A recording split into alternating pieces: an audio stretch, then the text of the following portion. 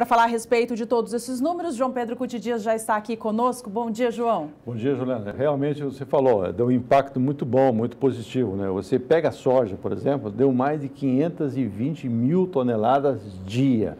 Ou seja, com toda, acho que deve ter uma tela, inclusive, sobre isso, com todos os problemas, dificuldade de transporte, questão de tabelamento e frete. Quando você olha os números, são impressionantes. Você vê o Brasil exportando em 10 dias úteis 5.276.000 toneladas. Seguindo nesse ritmo, até o fim do mês, o Brasil chega a 56, 57 milhões de toneladas. Aí faltando 15 milhões para atingir a meta dos 72 milhões que o USDA tinha falado que o Brasil está perto, está chegando perto. E você vê aí o volume muito grande para a China, que a China, nesse momento, ela está comprando mais do Brasil, porque a Argentina não tem o oferecer mais em termos de grãos, em função da quebra na safra argentina. O Paraguai, o volume já está comprometido com outros países, especialmente com a Rússia. E o que está acontecendo? Então, nesse momento, o Brasil passa a ser o grande player no mercado. Por conta da guerra comercial entre os países. Do tarifação, né? Você, a hora que tarifou em 25% a soja americana, você obrigou a China a buscar mais no Brasil e o prêmio nos portos brasileiros subiu de forma expressiva. Um outro fato positivo é que você começa a ver hoje uma preocupação do setor, da cadeia da soja, em alternativas de transporte, ou seja, saíram da zona de conforto de pegar caminhão em Lucas do Rio Verde e mandar para Santos. Hoje não, hoje a preocupação é Lucas do Rio Verde para Rondonópolis, aí transfere para o trem e vai embora. Nós aqui no Mato Grosso do Sul, nós estamos olhando para Maringá, levando caminhão até Maringá para o trem lá. Reinaugurou, depois de 12 anos fechado, o terminal ferroviário aqui em Chapadão do Sul.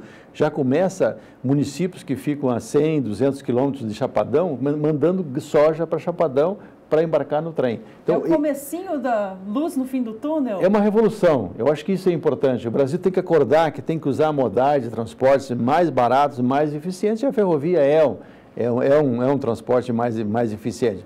É um monopólio, mas tem que brigar com a concessionária e tentar achar um meio termo que tanto o produtor, o setor e também o transportador ganhem nesse processo. As hidrovias estão sendo muito usadas, a hidrovia do Tapajós, lá embarcando em Meritituba, a hidrovia do Madeira embarcando em Porto Velho, ou seja, o Brasil está acordando para isso. Isso é muito bom, é positivo, é bom para todo o setor. Agora vamos falar do complexo carnes, João. Primeiro, junho foi um desastre. Se você olhar os meses, as médias de junho foram um desastre, todas elas. Então, você vê o suíno, por exemplo. O Brasil vendia 35% da exportação para a Rússia. A Rússia, desde setembro do ano passado, está embargada. Nós vamos fechar quase um ano. Já passou a Copa, já passou tudo que tinha que passar e a Rússia mantém o embargo às carnes suínas. Para o Brasil, a grande virada foi que a China começou a importar de forma mais significativa carne suína, porque a China é um grande consumidor de carne suína. E hoje há uma política na China de preocupação com o meio ambiente, de preocupação com a água, preocupação com poluição.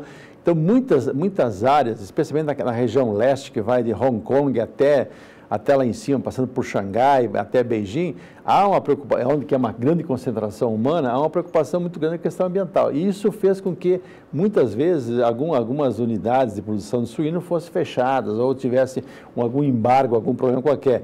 E o Brasil passou a ser o fornecedor da China. Então, a China, se você olhar os números da China, são impressionantes, alguma coisa ao redor de 140% a mais que o ano passado. Então, essa exportação de 3.100 dias ou 31 mil nos 10 dias deve-se, em grande parte, ao mercado chinês. E essa tendência deve se manter para o mercado da suína? Olha, a China consome tanta carne suína que eu acho que ela vai se manter. E agora, também com a briga com os Estados Unidos, ela podia buscar nos Estados Unidos carne, buscar na União Europeia carne de suína, que são os dois grandes players do mercado internacional. Mas com essa questão dos Estados Unidos, de eles tarifarem carne suína americana, a nossa carne fica mais barata. E nós estamos abrindo mercados que antes eram fechados para nós, tipo Japão, tipo Coreia do Sul, Então, isso é importante, a carne suína está melhorando. Nós estamos na tela o frango também. O frango foi um desastre em junho.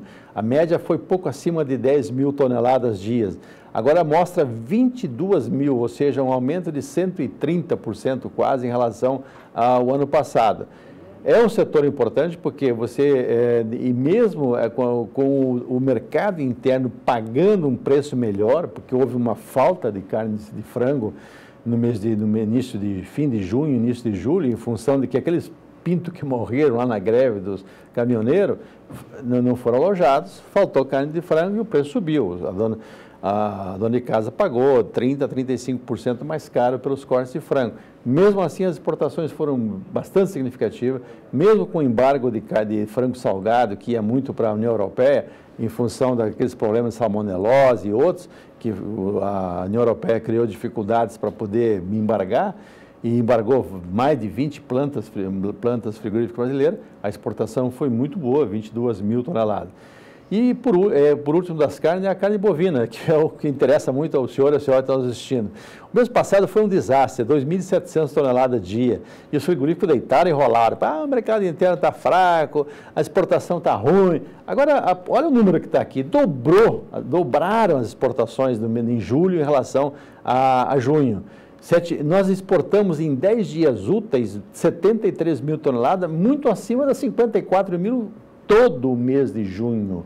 Ou seja, houve uma recuperação. Talvez ontem nós comentávamos lá por ocasião da Campo Grande Expo, com algumas pessoas, e uma das justificativas de um aumento tão significativo é que podia ter havido represamento de contratos em junho em função da greve, em função da dificuldade de transporte, etc., e que agora, em julho, estão sendo cumpridos. Ótimo, tudo bem, mas esperamos que, mesmo que não permaneça no 7,3, mas que ela fique acima de 5 mil toneladas dia, que o Brasil possa estar exportando mais de 100 mil toneladas mês. Isso é importante, porque a maneira que o mercado interno haja algum problema de demanda, por questão de renda, por questão de confiança do consumidor, etc., há a válvula de escape da exportação.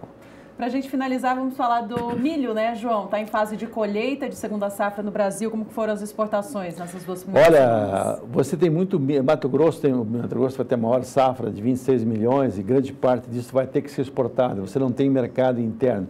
O frete está tão caro hoje do Mato Grosso para levar para o sul do Brasil, que no sul do Brasil estão buscando milho no Paraguai, o Rio Grande do Sul está buscando milho no Paraguai, na Argentina, para atender a demanda que eles precisam. Então, o Mato Grosso vai estar exportando, possivelmente grande parte desse milho está saindo por Miritituba, lá pelo Rio Tapajós, pela hidrovia do Rio Tapajós e posteriormente o Rio Amazonas. Então, começa a aparecer as exportações. Você não tinha nada em relação praticamente comparado com junho de 2017, mas começa a aparecer já uma exportação de 18.700. Possivelmente, até o fim de julho, você tem um número maior de exportação diária de milho, chegando a 30, 40 mil toneladas dia, porque o Mato Grosso tem que exportar pelo menos umas 15 milhões de toneladas para poder dar uma desafogada. E até por questão de armazenamento, que no volta e meia, Mato Grosso é obrigado a armazenar milho a céu aberto, né? Então, o risco é muito grande. Então, a tendência é que o milho daqui para frente, até o fim de julho, aumente, mesmo com o preço baixo que está no porto. O preço no porto é 39. E no caso do milho, você não tem um prêmio tão grande, porque a China, que poderia ser o grande comprador, ela é autossuficiente em milho. Ela compra muito pouco milho no mercado internacional. Então, o que acontece? O prêmio de preço de Chicago é com pouca diferença em relação a Chicago. Caiu muito o preço nos Estados Unidos, em função da expectativa de uma safra recorde. O que está acontecendo é que você está vendo o preço do milho 39 no porto, com esse custo de frete, fica difícil fechar conta na exportação.